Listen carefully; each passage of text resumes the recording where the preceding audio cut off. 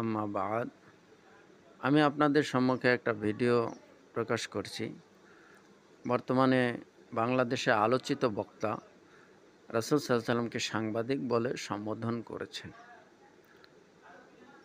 এ ব্যাপারে অনেক ওলামায়ে কেরাম এর সমালোচনা করেছেন। তেনারা বলেছেন যে একজন সাংবাদিক ভুল, সত্য ২ টা সংবাদই বহন করে। কিন্তু রাসূল সাল্লাল্লাহু আলাইহি সাল্লাম তো কখনো ভুল সংবাদ আমাদের নিকট এনে দেন নাই।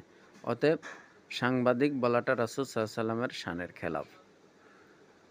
আরেকজন বক্তা বলেছেন যে রাসূল সাল্লাল্লাহু আলাইহি সাল্লামকে সাংবাদিক বলা মানে সাংবাদিকের ইংরেজি প্রতিশব্দ হচ্ছে জার্নালিস্ট। আর মেসেঞ্জার রাসূল সাল্লাল্লাহু আলাইহি সাল্লামকে মেসেঞ্জার বলাটা যুক্তিযুক্ত।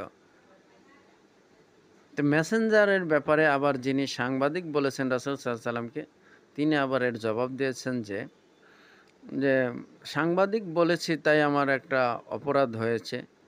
তাহলে যিনি রাসূল সাল্লাল্লাহু আলাইহি সাল্লামকে মেসেঞ্জার বললেন, তাহলে মেসেঞ্জার বলাটাও তো একটা রাসূল সাল্লাল্লাহু আলাইহি সাল্লামের শানের খেলাপ।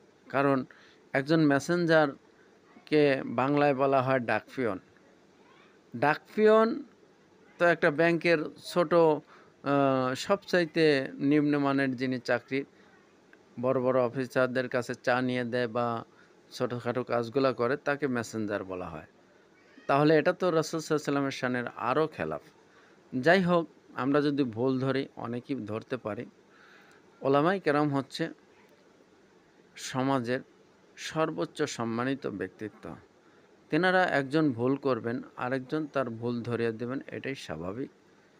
কিন্তু ভুল ধরা বা ভুল সংশোধন করার ক্ষেত্রে আমরা যেন সীমা অতিক্রম করে না ফেলি। অর্থাৎ আরেকজন আলেম ভুল করেছে কিন্তু তাকে এমনভাবে বুঝিয়ে দিতে হবে যাতে তিনি সংশোধন হয়ে যান, সম্মান তার রক্ষা হয়। কারণ আমরা ওলামায়ে কেরাম যদি একজন আরেকজনের কে অসম্মান করি, কটাক্ষ করি, তাহলে সাধারণ মানুষ বিভ্রান্ত হয়। সাধারণ মানুষ পথভ্রষ্ট হওয়ার সম্ভাবনা রয়েছে। এজন্য আমরা একজন আরেকজনের ভুল ধরব কিন্তু শালীন ভাষায় তার জবাব দেব।